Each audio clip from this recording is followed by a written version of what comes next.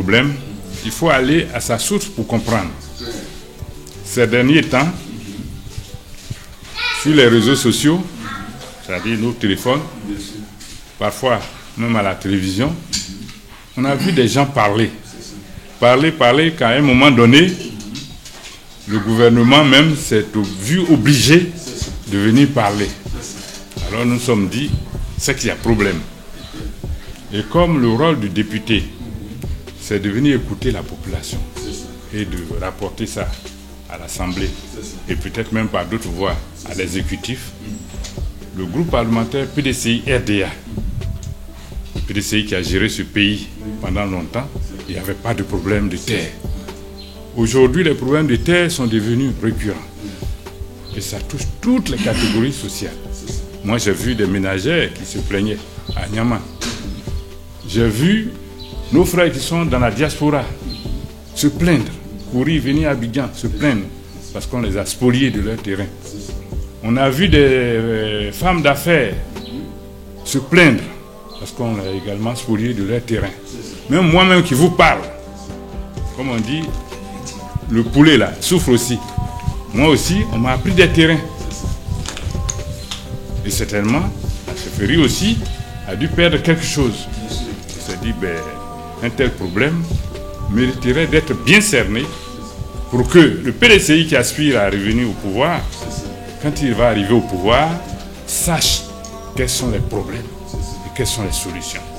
Mais en attendant, avant que cette bombe sociale n'éclate, il faut peut-être que vous, nous, vos représentants, maîtrisons ce sujet pour peut-être mettre bas la terre. Et maintenant, c'est l'objet principal de notre arrivée ici. Voilà. Et comme vous-même vous avez vu, nous sommes venus de trop loin pour vous écouter. Ouvrez votre cœur, parlez-nous pour que le sujet soit bien maîtrisé. En 1993, quand le ministère de l'Agriculture a diligenté les enquêtes pour venir voir quels sont ceux qui occupaient la zone, le TF 358, qui a fait retour au domaine privé de l'État. Ils ont envoyé l'enquête et les résultats de l'enquête sont là.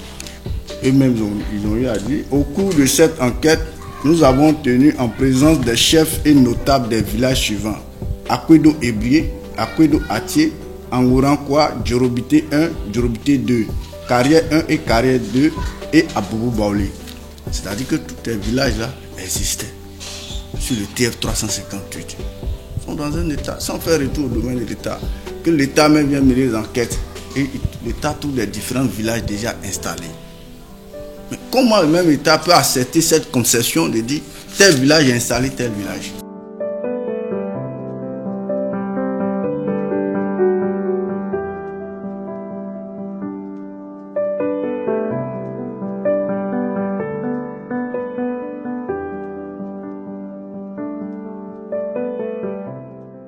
Depuis 2 jours, nous avions sillonné certaines chefferies.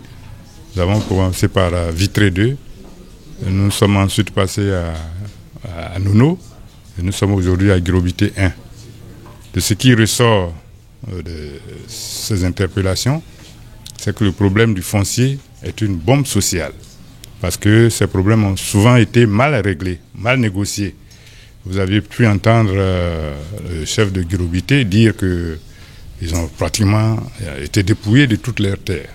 Qu'adviendra-t-il à cette population, à ce village, d'ici 10 ans, 15 ans? C'est le gros problème qui se pose. Nous pensons qu'en pareille circonstance, il faut même s'asseoir, faire un état des lieux avant de continuer. Parce que de ce que moi, mes oreilles ont entendu, il y a peut-être des fautifs qu'on peut rechercher ici, ailleurs, mais il y a aussi un gros lot de fautifs au niveau de notre administration.